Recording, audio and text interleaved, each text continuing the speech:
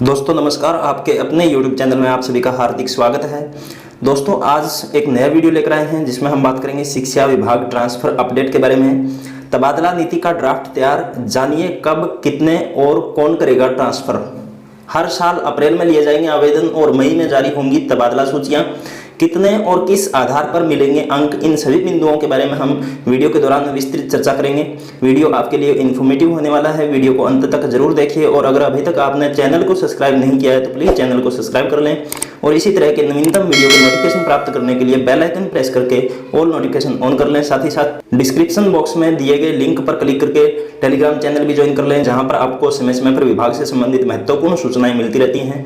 चलिए दोस्तों वीडियो शुरू करते हैं। तो यहाँ पर देखिए दोस्तों, जयपुर दैनिक भास्कर पेपर न्यूज के अनुसार यदि हम बात करें तो शिक्षा विभाग की नई तबादला नीति का ड्राफ्ट सिर्फ भास्कर में शिक्षा विभाग में हर अप्रैल मई में ट्रांसफर होंगे एक कैडर से अधिकतम 17% दायरे में।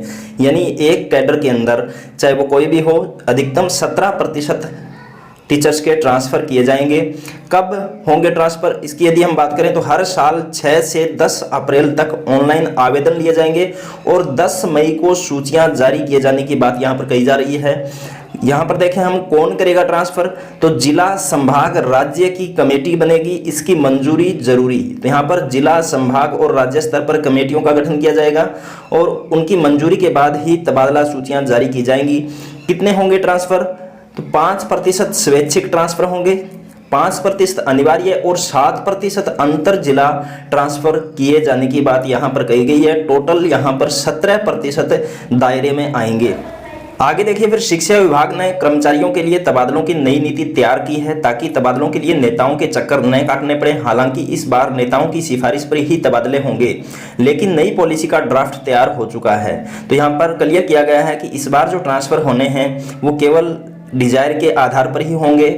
भविष्य के अंदर जो ट्रांसफर होंगे उसके लिए तबादला नीति का ड्राफ्ट तैयार किया गया है। सीएम स्तर पर मंजूरी का इंतजार है। शिक्षा विभाग के 4 लाख कर्मचारियों के लिए तबादला नीति में क्या खास है, पहली बार भास्कर इसका खुलासा कर रहा है। नई नीति के ड्राफ्ट में कहा गया है कि तबादले ऑनलाइन सिस्टम से, विभागीय पोर्टल व कंप्यूटर आधारित सॉफ्टवेयर से किए जाएंगे।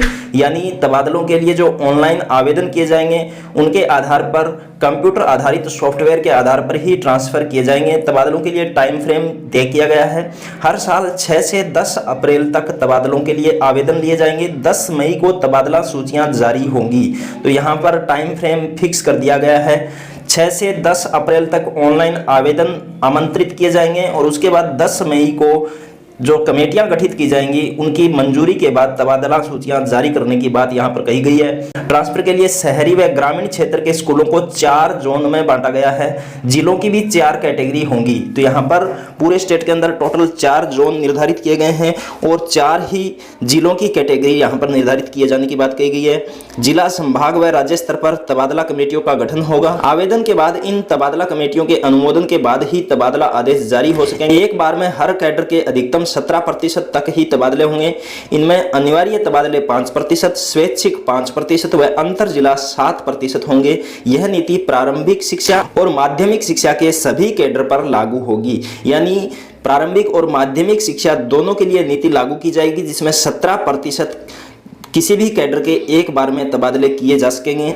आगे यदि हम बात करें परफॉर्मेंस के आधार पर और स्कूल में ठहराव के आधार पर किस प्रकार से अंक दिए जाएंगे, तो यहाँ पर परफॉर्मेंस, स्कूल में ठहराव के अंक मिलेंगे। इसी आधार पर ट्रांसफर में वरीयता दी जाएगी। स्कूलों के जो 4 जोन बनाए जाएंगे पूरे स्टेट के अंदर, उनके आधार पर किस तरीके से अंक दिए जाएंगे यहाँ पर हम देख सकते हैं। जोन ए कोई अंक नहीं, निगम परिषद पालिका क्षेत्र व इसकी सीमा के बाहर अधिकतम 10 किलोमीटर के दायरे में जो स्कूल आते हैं वो जोन ए में रखे जाएंगे और उनके लिए किसी प्रकार का कोई अंक नहीं दिया जाएगा। जोन बी की यदि हम बात करें तो 1 साल के 2 अंक मिलेंगे। निगम परिषद पालिका क्षेत्र व इनकी सीमा के बाहर अधिकतम 25 किलोमीटर के दायरे में जो स्कूल हैं उनको जोन बी में रखा गया है और साथ ही ये भी कहा गया है कि ऐसे स्कूल जोन ए में शामिल नहीं होने चाहिए। तीसरा यदि हम बात करें जोन सी की, तो 1 साल के 3 अंक मिलेंगे। नेशनल हाईवे, स्टेट हाईवे व इनमें 25 किलोमीटर की सीमा के बाहर आने वाले स्कूल जो जोन ए व बी में शामिल नहीं है उनके लिए 3 अंक मिलेंगे और उनको जोन सी में शामिल किया गया है। जोन डी की यदि हम बात करें तो 1 साल के 5 अंक मिलेंगे। ऊपर जोन ए, बी और सी के अलावा जितने भी स्कूल होंगे उनको जोन डी में रखा जाएगा। यहाँ पर नीचे नोट लगा करके लिखा हुआ है, जोन का निर्धारण सीईओ जिला परिषद की अध्यक्षता में 6 सदस्यीय कमेटी करेगी। तो यहाँ पर सीईओ जिला परिषद की अध्यक्षता में कमेटी गठित की जाएगी जो जोन निर्धारण का कार्य करेगी। आगे यदि हम देखें जिलों के आधार पर स्कूल और अंक किस प्रकार से यहाँ पर डिवाइड किए गए हैं, तो श्रेणी ए के जो जिले हैं उनके लिए 1 साल का 1 अंक मिलेगा। यहाँ पर जिले जयपुर, अलवर, सीकर, झुंझुनू, दौसा, भरतपुर, अजमेर के जोन ए, बी व सी सेवा को छोड़कर ये जिले शामिल किए गए हैं। श्रेणी बे की यदि हम बात करें तो 1 साल के 2 अंक मिलेंगे। टोंक, भीलवाड़ा, बूंदी, कोटा, नागौर, पाली, जोधपुर, गंगानगर, हनुमानगढ़, चूरू के जोन ए व जोन बी की सेवा को छोड़कर बाकी जो भी स्कूल हैं वो श्रेणी बे के अंदर शामिल किए जाएंगे। श्रेणी सी की यदि हम बात करें तो 1 साल के 4 अंक मिलेंगे। धौलपुर, करौली, सवाईमाधोपुर, चित्तौड़गढ़, उदयपुर, राजसमंद, बीकानेर के जोन ए व जोन बी में की गई सेवा को छोड़कर। श्रेणी द के अंदर 1 साल के लिए 5 अंक दिए जाएंगे। यहाँ पर देखिए बाड़मेर, जैसलमेर, जालोर, सिरोही, बांसवाड़ा, डूंगरपुर, प्रतापगढ़, बांरा और झालावाड़ में जोन ए में की गई सेवा को छोड़कर यानी जोन बी, सी और डी को इसमें शामिल किया गया है इन जिलों की। आगे देखें बीमारी के आधार पर अंक किस प्रकार से दिए जाएंगे, तो यहाँ पर देखिए विशेष श्रेणी के शिक्षकों के लिए पूर्णतः दृष्टि बाधित इनके लिए 10 अंक दिए जाएंगे। 40 से 50% दिव्यांग होने पर 5 अंक मिलेंगे। 51 से 70% दिव्यांग होने पर 8 अंक मिलेंगे। 70% से अधिक दिव्यांग होने पर 10 अंक दिए जाएंगे। गंभीर बीमार शिक्षक को यहाँ पर 10 अंक मिलेंगे। गंभीर बीमार पति, पत्नी, बच्चे यानी कोई भी संबंधी है वो गंभीर बीमार है तो उस शिक्षक को 8 अंक दिए जाएंगे। विधवा महिलाओं को 8 अंक दिए जाएंगे। विदुर पुरुष को यहाँ पर 5 अंक दिए जाएंगे। एकल महिला, अविवाहित पति पत्नी राज्य केंद्र सेवा में हो या भूतपूर्व सैनिक तो उनको भी यहाँ पर 5 अंक दिए जाएंगे। राष्ट्रीय पुरस्कृत शिक्षक, राज्य स्तरीय पुरस्कृत शिक्षक के लिए भी यहाँ पर अंक निर्धारित किए गए हैं। राष्ट्रीय पुरस्कृत शिक्षक के लिए 5 अंक दिए जाएंगे और राज्य स्तरीय पुरस्कृत शिक्षक के लिए 3 अंक यहाँ पर दिए जाएंगे। और यहाँ पर बच्चों की आयु 10 साल से कम निर्धारित की गई है, यानी बच्चों की आयु 10 साल से कम होने पर ही बच्चों के आधार पर अंक यहाँ पर दिए जाएंगे।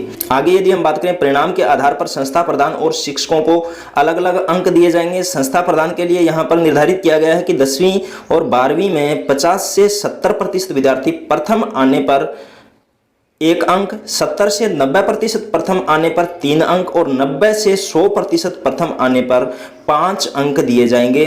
90 से 100% से कम परिणाम पर 3 अंक व 100% परिणाम पर 5 अंक दिए जाएंगे।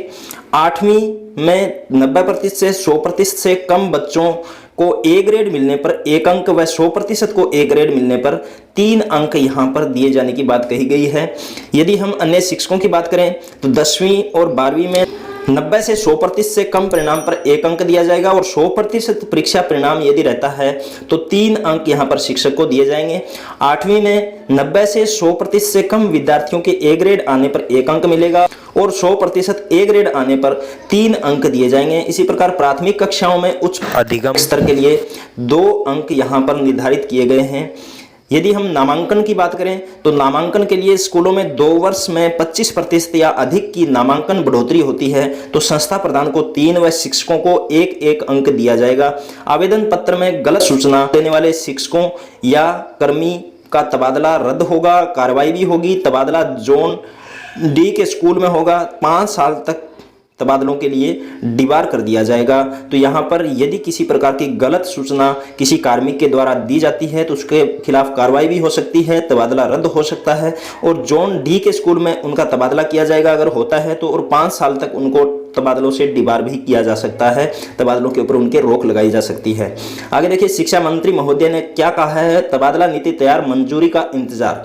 नीति बना ली है, सीएम के माध्यम से सरकार के पास भेजी है, इस पर विचार हुआ और मंजूरी मिली तो इसी आधार पर तबादले करेंगे। डॉक्टर बी डी कल्ला के द्वारा ये बयान दिया गया है। तो दोस्तों इस प्रकार से तबादला नीति का ड्राफ्ट तैयार कर लिया गया है। वीडियो के दौरान आपको पेपर न्यूज के आधार पर तबादला नीति के अंदर क्या क्या प्रावधान किए गए हैं वो संपूर्ण जानकारी दी गई है। उम्मीद करता हूं हूँ वीडियो में दी गई जानकारी आपको पसंद आई होगी, और वीडियो में दी गई जानकारी उपयोगी और अच्छी लगी हो तो वीडियो को ज़्यादा से ज़्यादा लाइक और शेयर करें, और इसी तरह की नवीनतम वीडियो के नोटिफिकेशन प्राप्त करने के लिए चैनल को सब्सक्राइब कर लें और बेल आइकन प्रेस करके और नोटिफिकेशन ऑन कर लें।